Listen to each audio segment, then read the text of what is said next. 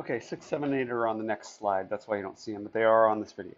Now, what conjecture can you make about the 14th figure in this pattern? When we have a repeating pattern like we do, what we want to figure out first is how many items are in the repeating set, okay?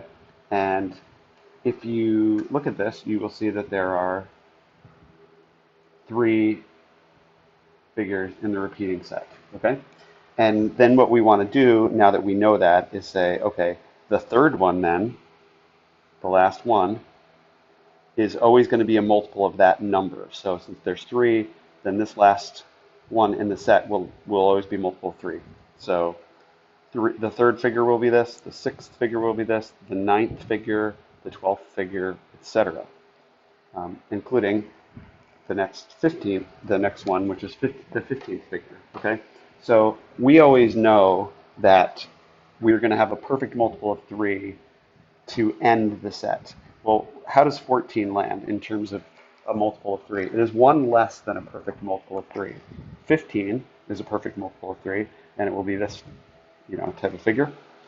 And 1 less than that will then be, of course, the 14th figure, which is 1 less than that, like this. So if we want to know what that 14th figure is, it's going to be this will be our answer. So I'll erase these marks, and I will box that as our answer, because that's what the answer is.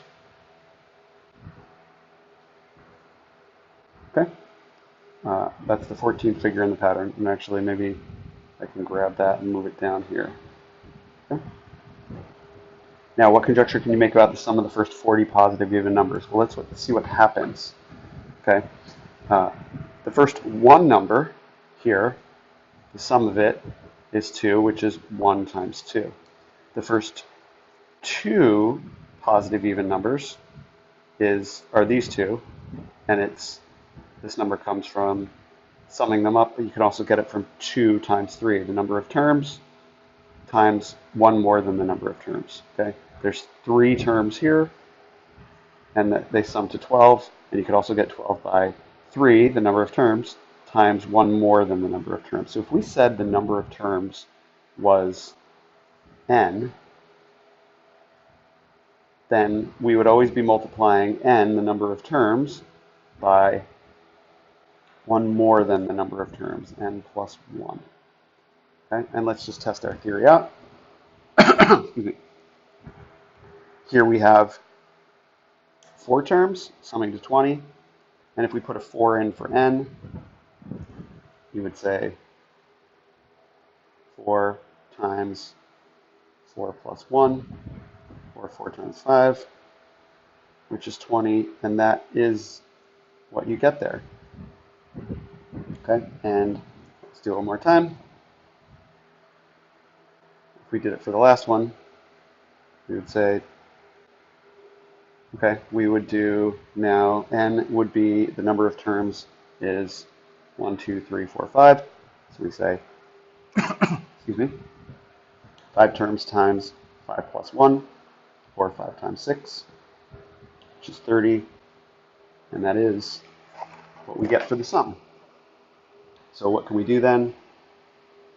Well, we can take whatever they're asking for. They're asking for 40, and we say, okay, then if it is n times n plus 1, then we've got 40 times 40 plus 1, or 40 times 41. If we did that over here, we'd say 40 times 41,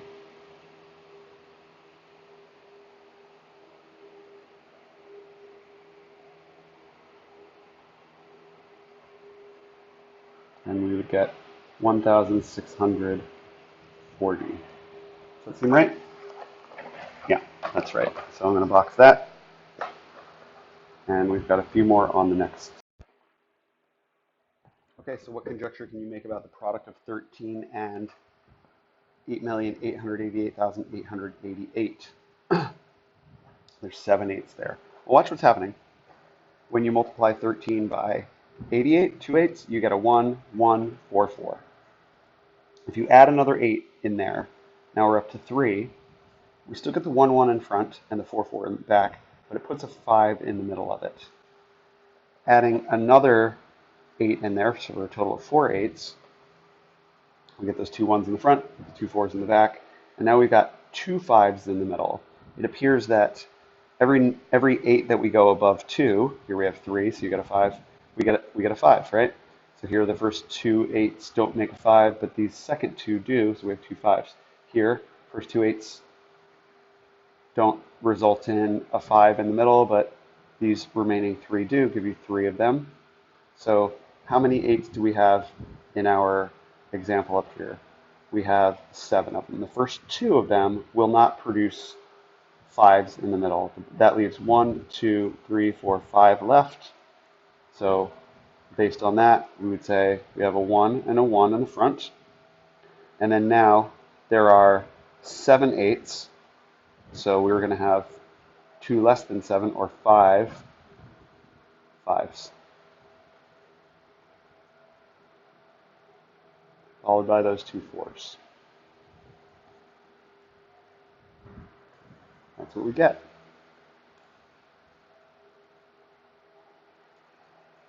Yep. Now what conjecture can you make? Number 7, what conjecture can you make about the 20th term? Well, as I had said in this earlier problem, we need to look at what is the repeating set. And what the repeating set is here is a set of 4. A, B, A, C. That then repeats again. A, B, A, C. Yeah? So we know that we're basing the whole thing on the multiples of 4. Every multiple of 4, perfect multiple of 4, will be the last term C. So the 4th term is C, the 8th term is C, the 12th term is C.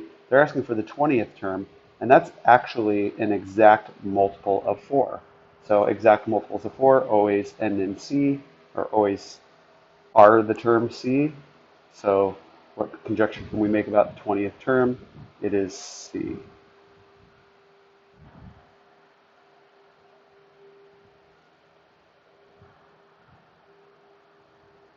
Okay. And what conjecture can we make about the sum of the first 10 odd numbers? Let's sum a few of them up. First one odd number is 1. The first 2 odd numbers are 1 and 3, or 4. And actually, I'm going to just make a note here that it is the number of terms is 1, the number of terms is 2, the number of terms is 3, which equals 1 plus 3 plus 5, or 9. You may have remembered this problem, okay, because we did this early on. 1 plus 3 plus 5 plus 7 is 16, and the resulting number is always the number of terms squared. 1 squared is 1, 2 squared is 4, 3 squared is 9, 4 squared is 16, etc. So rather than add them all up, we can just say, okay, we take however many odd numbers we're summing together. The first how many odd numbers? First 10. So we need to square that. And when we square that, 10 squared equals 100. And that is our conjecture that we will result in 100.